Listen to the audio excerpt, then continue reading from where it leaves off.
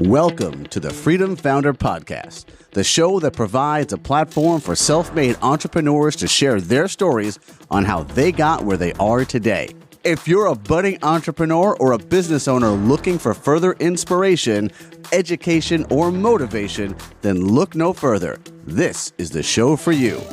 And now, let's get started with your host, Zach Duggar.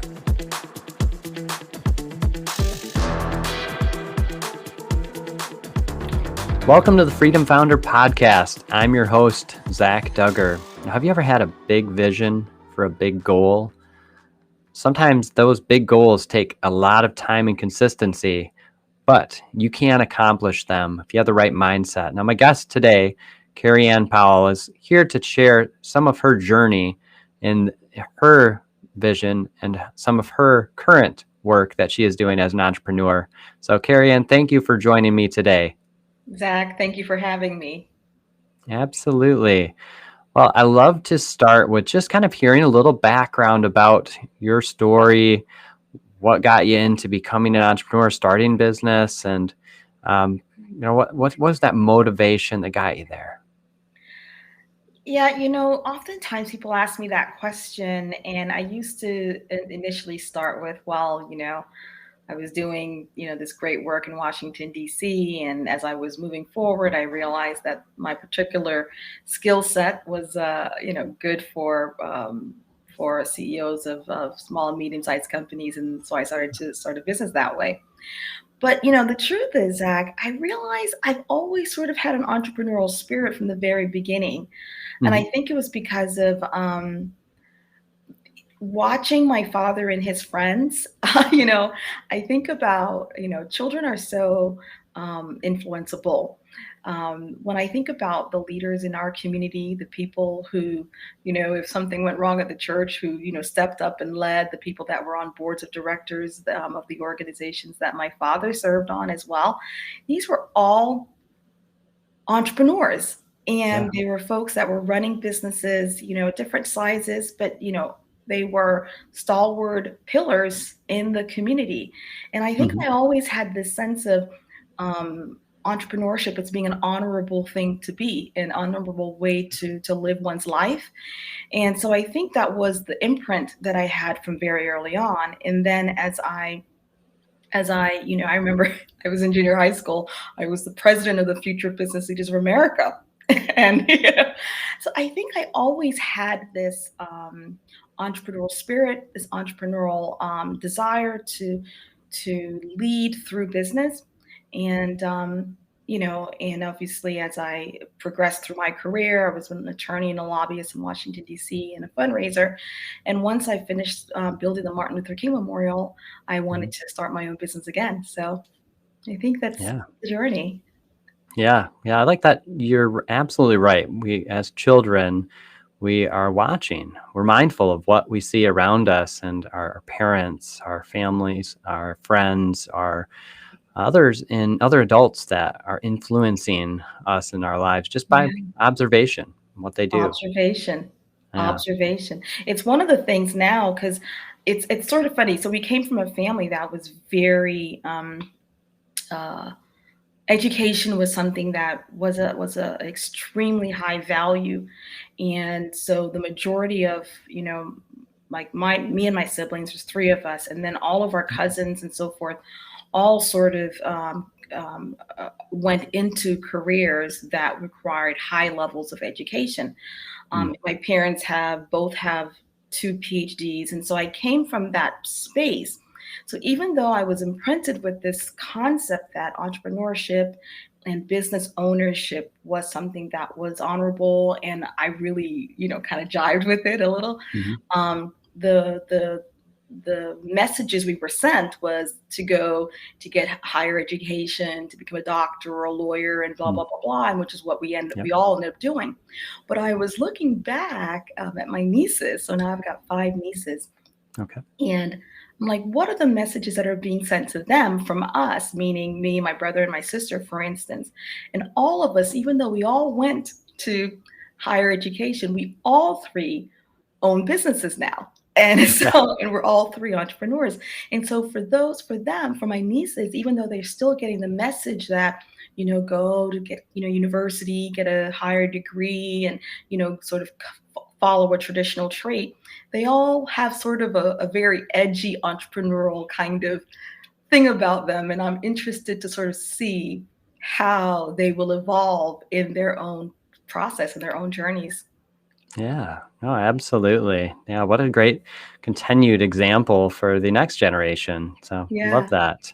Yeah. Now, becoming an entrepreneur is on the back end, it looks for others like it's an easy process. Like, wow, you have this successful business and it looks like you didn't have to go through any trials or No challenges or trials at all, struggles. Zach. It was easy peasy butter. Yeah, well, I would like the truth. Let's talk about the truth. What kind of things did you have to overcome in order to have a successful business over Well, time? I think myself and what I've observed with my clients and people that I know, the biggest real thing, I mean, look, everyone calls me the strategy queen. I'm all about the strategy and all that good stuff.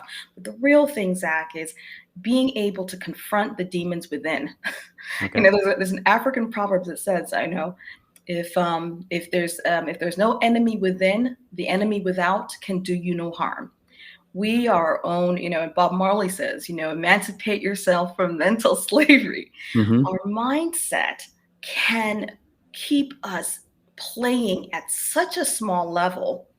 And even after first, the mindset will tell you, well, you're not, who are you to do the thing, right? Who are you to Hmm. start a business? Keep with your job, with your safe government job, or as we used to say, right? Keep with a Yep. safe job. But even once you get into it and you say, okay, now you confront that particular mindset, now you're in it. Even if I mean, I have met people and I've worked with people who've invested significant amounts of money in building their businesses and still on a day to day think, who am I to do this? And Hmm. maybe, and it's not just about, I want to be clear, Zach, it's not just about an imaginary fear. There are Yeah. some things that you face that are evidentiary that make you think you need. So when the Hmm. cash flow is low, that's real. That's not Yep. imaginary. But the question is, how do you um, shift your mindset, shift the way you're viewing things, reframe so that you can be able to then confront the actual problem, which is lack of cash. And then how do Uh-huh. you do that? So I think even though, I think there are some fundamental things that need to happen in a business for an entrepreneur to feel solid, at the same time, I realize that the number, the amount of work one must do to keep their mind in order and strong requires a great deal of work. Yeah, let's talk a little further about that because I definitely know what you mean. I've had my own experiences with having to work on my mindset about business and struggles going up and down emotionally as we go through kind of a roller coaster at times. What are some of the strategies that you share with clients and that you work on together to help inform them, or that you've used yourself to help with your mindset, with mindset, so that the accomplishments can be made? Yeah, there's sort of two categories that these are not categories that are written in somebody's dictionary. Yep. This is how I sort of consider mindset work, right?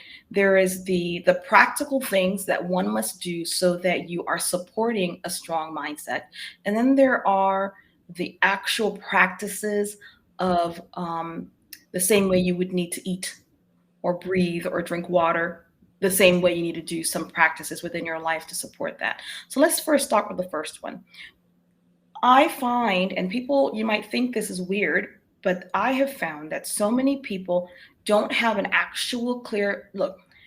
Folks that I work with are small and medium sized Hmm. businesses. So the owners are still operating within the business for the most part. Yep. They may have evolved past, being functional in the business and they may be serving as a leadership role, but they're still working in the business.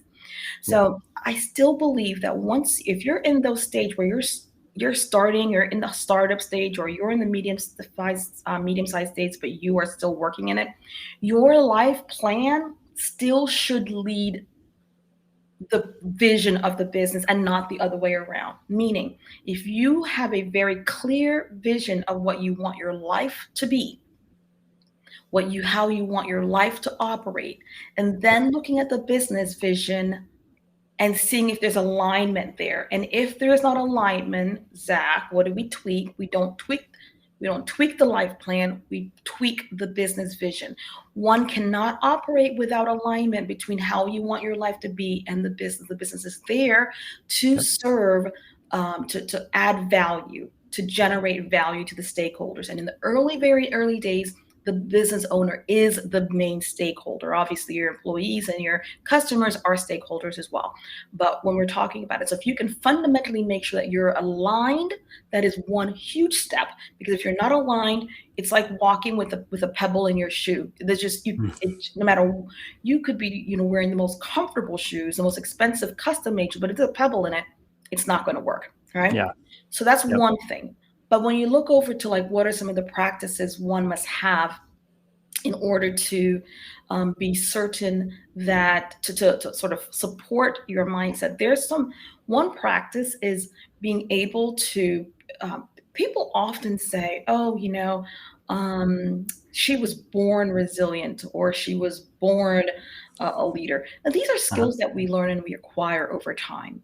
So you kind of begin to take a look at your own self and see, what are the things in my inner world that are skill sets that are lacking, and you find ways to build them. So resiliency is one. Building resiliency. Now, we are naturally resilient as humans. However, finding techniques that can build your resiliency is a really important thing. Finding strategies that can, so that's one of the things. Another thing would be identity. Oftentimes, we don't really see ourselves the way that the person who we need to be in order to be the business owner we need to be. Bob Proctor always said, you cannot out-earn your self-image. You cannot out-earn yours. So you might be really great at strategy and have a whole big vision of becoming a billion-dollar company in the next 15 years. But if your self-image, the image you have of yourself is, I'm just a $200,000 company. No matter how much you try, you're not going to out-earn that. So part of it is convincing your subconscious mind of the identity of who you are. And sometimes that feels very fake when you start doing it. Some of it might be incantation, some of it might be writing. Again, there's no one cookie cutter way. However, the goal here is to convince your subconscious mind of the person that you need to be in order to own that $1 million company.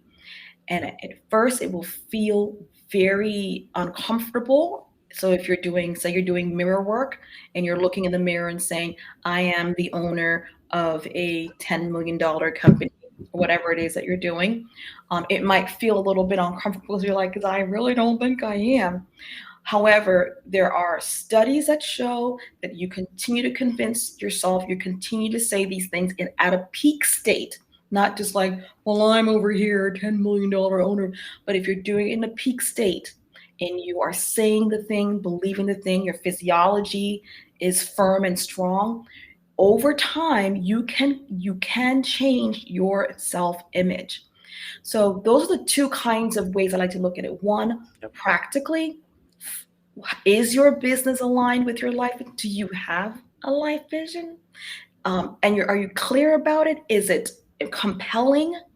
And is your business vision and how you plan to operate the business aligned with that? One side of things. On the other side, identifying the things that are keeping you. And some of the ways that I think are keeping people back are resiliency, identity, and also this sense of urgency. Yeah. You need to have a sense of urgency. This kind of idea that, I believe, yes, I do believe you do your work, and then there's some sort of a spirit world out there that's doing theirs, and then you're kind of working together. But if you don't have a sense of urgency, I can't help you there.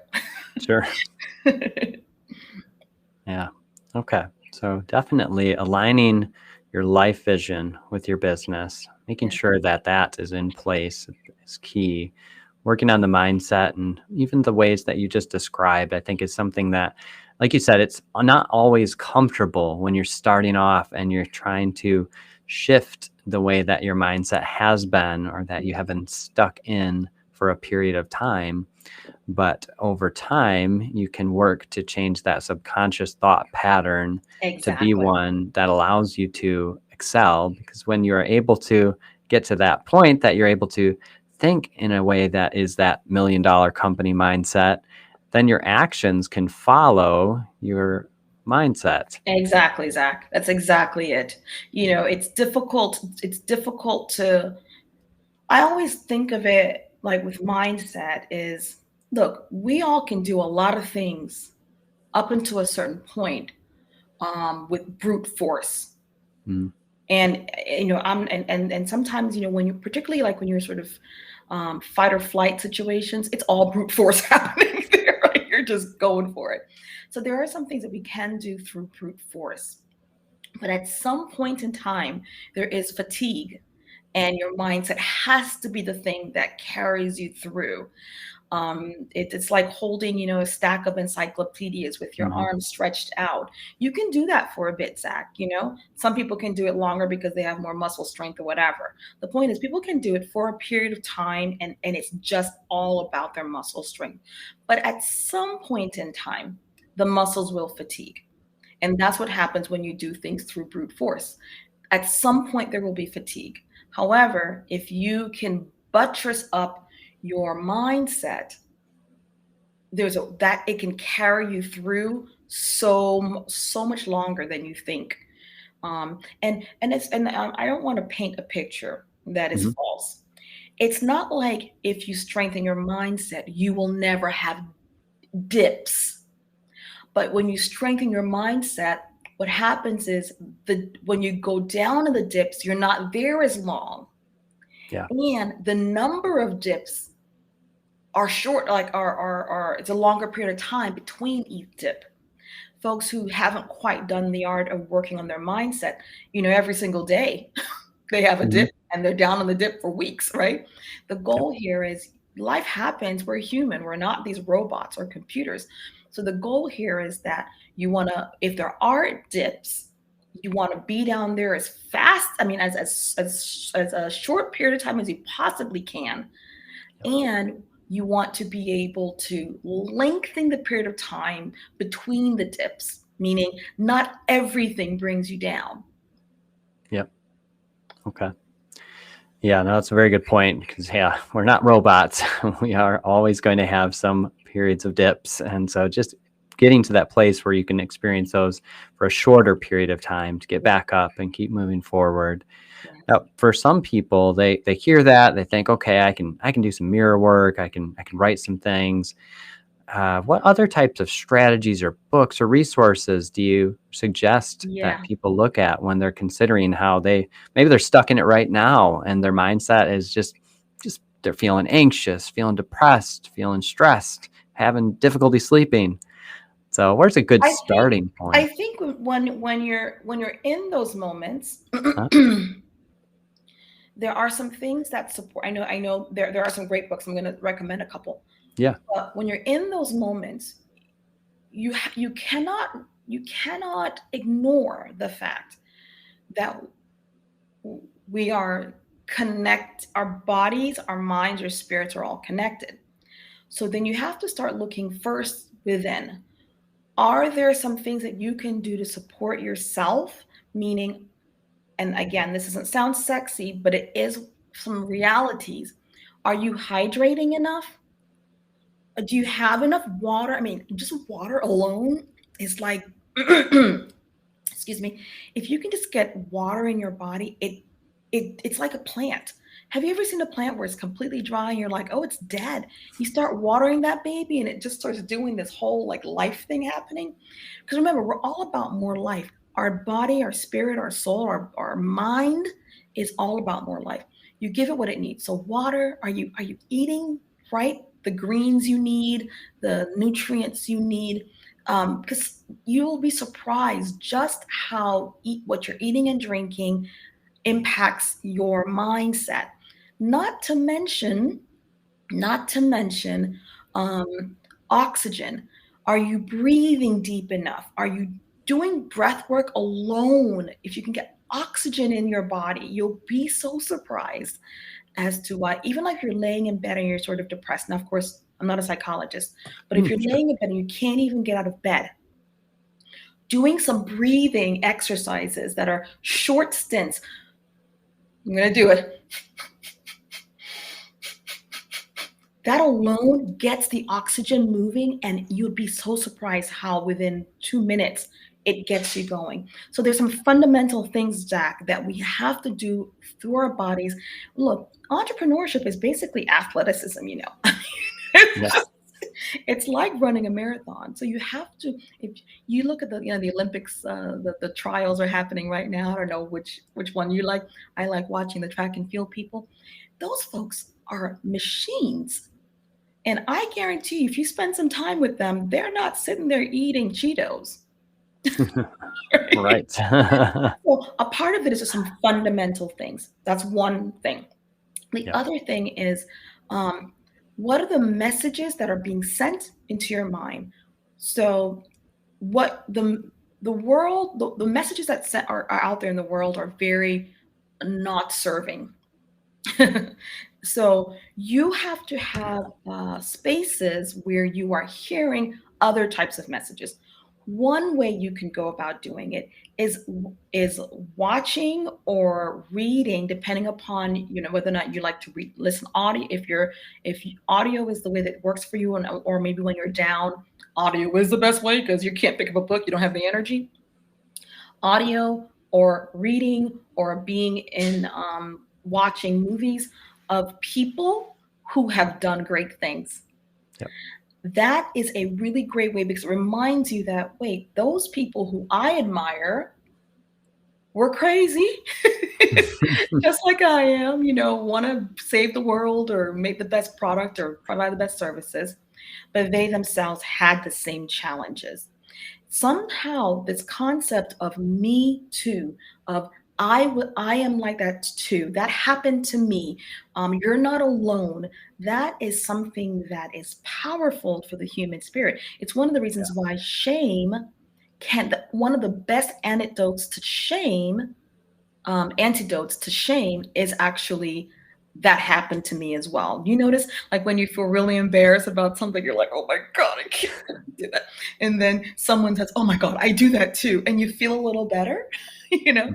So putting yourself in situations where you're reading or listening or watching stories of people who've done great things, but they will always have a thing where there's like the time when they were dipping, and it inspires you again to get back up. So that's one thing. So, I mean, there's a ton of great stories out there. I mean, we don't, Yeah. I don't need to tell you how many wonderful, great stories there are out there about that. And it's all about who you admire. You need to have someone who you admire, because if it's just someone you don't admire, it's not going to do anything for you.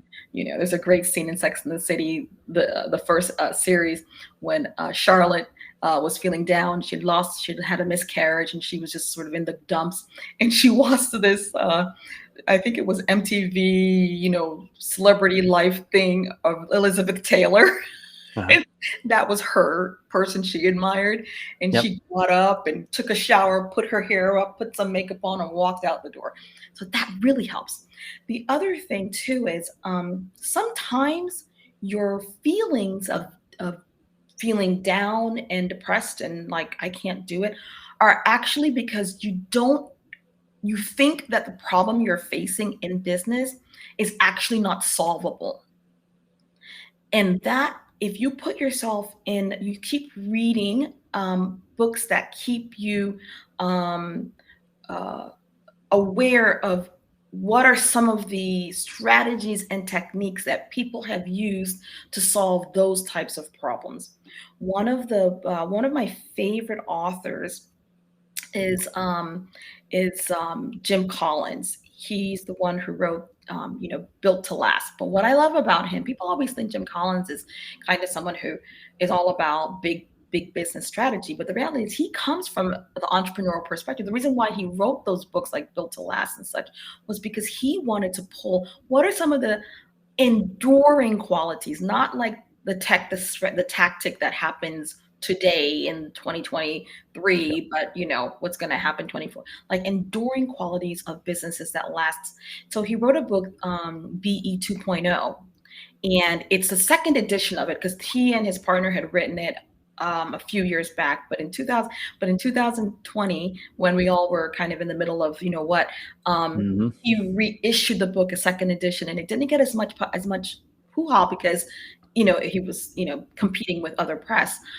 But recommend that book because that book is sort of a love story to entrepreneurs. It's actually BE is Beyond Entrepreneurship 2.0.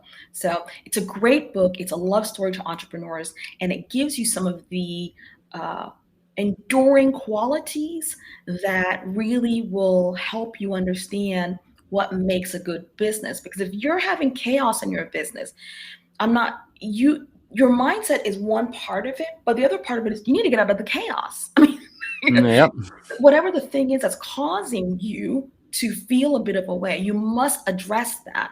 So I believe that when we get into these slumps, we are kind of in inertia, and the longer you stay there, that's why I'm like, get out of there quick, get in there and then get out real fast, because the more you sit in it, the longer you're there, and it's harder to then do the thing. An object at rest stays at rest. All right. Yep. An object in motion stays in motion. So everyone wants to think their way out of a slump. You can't think your way out of a slump. You just got to do a thing.